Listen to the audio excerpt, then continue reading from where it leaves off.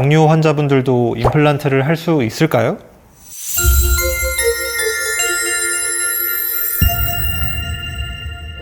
네, 안녕하세요. 연세 바로세움치과 대표원장 김정웅입니다. 오늘은 당뇨와 임플란트의 관계에 대해서 알아보려고 합니다. 원내에서 환자분들이 가장 많이 물어보시는 질문 중 하나인데, 나는 당뇨가 있는데 임플란트나 불가능하다고 들었다. 그래서 정말 당뇨 환자들도 임플란트를 할 수 있는지, 그리고 왜 당뇨 환자들은 임플란트가 하기가 어렵다라고들 보통 말씀을 하시는지, 당뇨와 임플란트의 상관관계에 대해서 자세하고 정확하게 한번 짚어보는 시간을 갖도록 하겠습니다.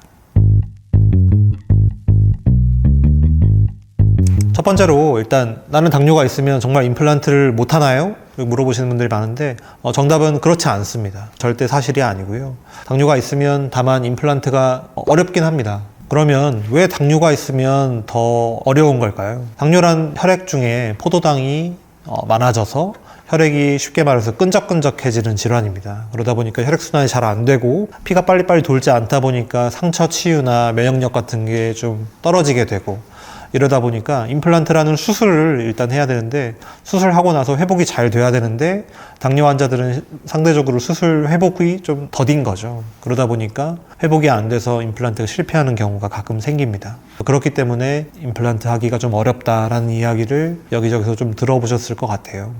자, 그러면 세 번째로 어떻게 하면 당뇨 환자가 임플란트를 더 안정적으로 시술 받을 수 있을까입니다. 일단은 몸 관리를 굉장히 잘 해주셔야 되는데요.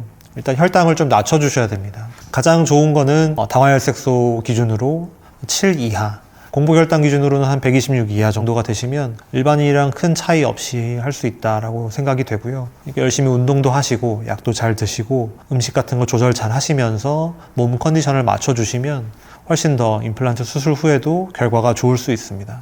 하지만 나는 열심히 조절한다고 했는데 당화혈색소가 7 이하로 안 내려가요 하시는 분들도 당연히 계시죠. 근데 이게 마음대로 되는 게 아니니까. 근데 그렇다 하더라도 임플란트가 불가능한 것은 절대 아닙니다.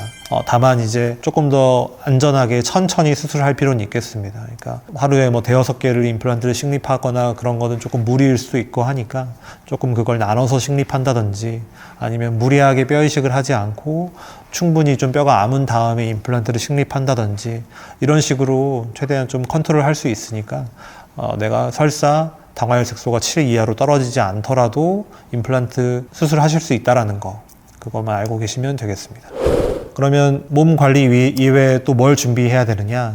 일단은 드시고 계신 약을 의료진에게 다 알려주셔야 돼요. 그리고 혹시 이제 당뇨 있으신 분들은 심혈관 질환도 같이, 혹은 뭐 예방적으로 약을 같이 드시고 계시는 분들이 많아서 좀 피를 묽게 하는 약이라든지 이런 걸 꽤 많이 드시고 계시거든요.